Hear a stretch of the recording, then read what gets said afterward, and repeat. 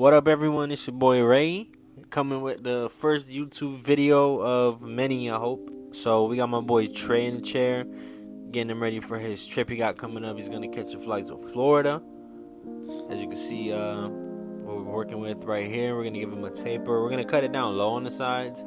I tried to do something different, but I just ended up going back to what we normally do, which is like a 1.5 blade on the sides. Take it real low. It's not the most gradient, but it lasts him longer and he likes it like that. His hair, it doesn't really work when you try to keep it too dark, but yeah, so we're gonna begin taking down the sides. I start going with the grain just to debulk it at first because it's pretty overgrown. I think he said it was like couple months, nothing crazy, like 2 max, maybe like a month and a half since his last haircut. So as you can see, I'm just combing it out, making sure I separate between the twists and the actual hair that I'm cutting. So when I start initially fading, I'm just going to try to get through like a rough foundation. I don't perfect it, so if you see it's like not the best looking when I first finish up with a side, then I can move on to the next. I'm just trying to be efficient, and that's something I've been learning, especially a lot more recently. Try to detail towards the end of the cut, like just try to get it done. I'm not saying a rush, but try to get majority of the work done, line up and everything, and then come back at the end in detail. I notice that saves me a lot of time versus like trying to pick at everything as I'm cutting. So yeah, that's what I'm gonna be doing. And this is a fairly simple haircut. I just wanted to get some content out for the YouTube channel. I want to do like all types of styles, but I like undercuts for recording. Like it's easy to do like on a time basis, but that's why I picked this one for the first YouTube video. But I definitely got some more coming in the future. Y'all can let me know what different kind of styles or things you want to see in the comments below. I'll definitely try my best to get those type of clients in the chair for the videos. But yeah, I'm still debulking on the sides. Finished up the taper on that side. Ended up going with the 1.5 blade and then blending from there. I try to also leave it darker in the back here, but again, I ended up just taking it down lower. You're gonna see that later on at the end, because towards his occipital bone, it's kind of like a dent there, so the hair sticks out. Like it's gonna look darker anyway. So I just go ahead and just take it down to the 1.5 blade. Using my gold magic clips. I really like these clippers right here. Pretty powerful. They're not like regular magic clips. They're like a combination of the seniors and magic clips, in my opinion. And for the most part, I'm kind of just fading up. When I'm trying to go a little quicker, be a little more efficient, I'll fade down. But fade up, fade down. It doesn't matter too much as long as your placement is right. Again, I'm gonna end up taking that 1.5 blade I'm using, right, or I was just using up to the all the way up. Right here, got the 1/8 blade blending down a little bit. It's the octanes. I really like the octanes for this right here, going against the grain, like on undercuts or up into the part. It cuts a lot smoother than the guards. You also gotta be careful because of that, because it's easier to take out hair, but as long as you use the comb, separate it, you'll be good. Line up the neckline right here. These are the Cocoa Blue digital gaps. It's a very good new up and coming company. Y'all can comment down below what y'all think about it. If y'all think they're top 3 in the game, I think they're probably top. I think they're up there. That's all I'm gonna say. I don't want to start no controversy, but they're definitely really good. I like them. You can use them on anyone, kids, adults. Just still gotta be careful because they are sharp, but really good trimmers right here. Lining up around the ear. Make sure you want to get it sharp. Something I learned with going around the ear is, especially when I first started cutting, I would be like scared to like take it up too much because I think it'll be pushing it back. But really, you gotta like take it up a little bit. Nothing too crazy. You don't want to dig in too much. Definitely want there to still be, you don't want it to be a pushback, but you do want it to be sharp. So you can see it start coming together a little bit. Now we're gonna go ahead and do the other side. Always comb it out, especially when it's overgrown like this. Combing the hair is actually very important. Combing and brushing, you always, especially on textures, more coarse textures like this.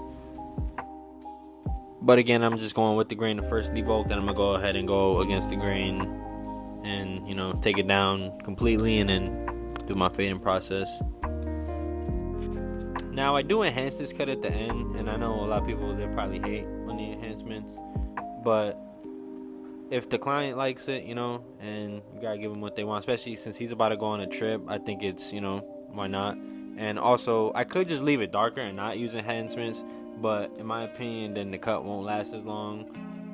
And again, his hair sticks out towards the top where his twists are, so I feel like it'd be better just to take it down some and then, you know, apply the enhancements at the end like he enjoys. So at the end of the day, we have to please our clients, you know, not other barbers. So, and that's something I always have to remind myself, because I'm kind of like a perfectionist in a way. I mean, all barbers are, really, if you really care about what you do, but you know, not every cut is gonna be spot on, perfect. You could get close, you know what I mean, but again, you know, that's just not realistic. And a lot of the cuts that get posted on Instagram and every day, you know, that's not every client that comes into the shop. Not everyone gets a fade, not everyone has the greatest hair texture to even get posted at all. Really, they're not a good canvas, just, you know, for lack of a better term.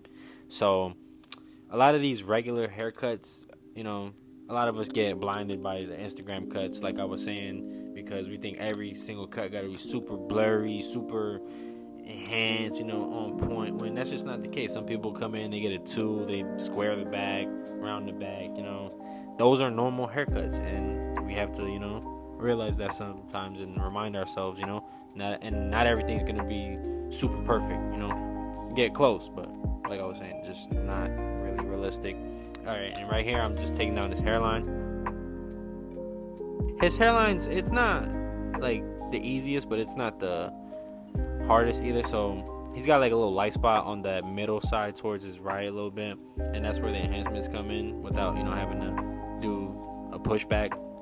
So here I'm lining up the bar first, this vertical bar, then I'm gonna start in the middle, work my way to the other side. I find it easier just to go ahead and, like, if I'm on his left side, ask him to turn his head to the left and do one half of the hairlines and just spin the chair the other way, just like this, and then do the right side instead of standing in front of someone, because that's not really good for ergonomics, and I don't think that would be comfortable for you or the client. And then I'm gonna go ahead and, after I line up this side, I go against the grain with the 2 blade just to even it out, because going against the grain is always gonna be better for getting the cut super even. Going with the grain, you can get it even, but it's not quite as good. So that's, you know, I go ahead and do that, and you can go ahead and double check the hairline, touch it up where it needs to be. Now with his type of like head shape, where his forehead is more round, if you look at him like that on, or even from the side, his forehead in the middle is rounded. So he has kind of one of those arcing hairlines where the corners go downwards. So this is where a time where you would consult with your client, depending on, some people like it super straight, so you'd have to push it back in the corners a little bit, or you leave it more natural where it's rounded like that. And, you know, it's really preference, but lineups are, head shape plays a big part of into lineups, so just keep that in mind. And here I'm using the enhancements, the cordless compressor. I use 245 no drip. I believe this is the onyx color I use. Yes, onyx. So I'm apply it to the C cups right here, and I'll go ahead and do the same for the front hairline, and then reline them up, you know, make sure there's no dye like on his actual skin outside of the where the line is. If you guys made it this far, let me know what fast food has your favorite fries. A little off topic, but who has the best fries? If I had to pick, I'd probably say Popeyes. I think Popeyes got the best fries. Let me know what y'all think in the comments.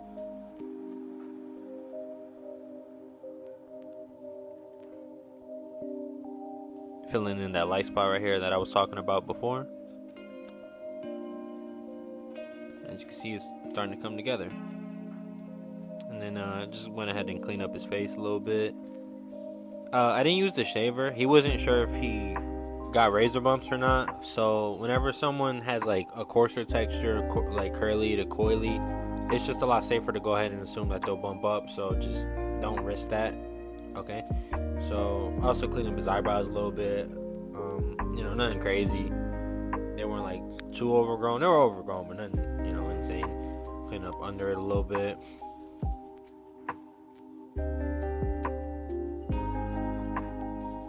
Cleaning up the line with the razor. And we are pretty much done with the cut here. Go ahead and show him the mirror. It's his reaction. Looks like he likes it. Definitely gonna have more videos like this in the future. So, it's your boy Ray, and I'm out.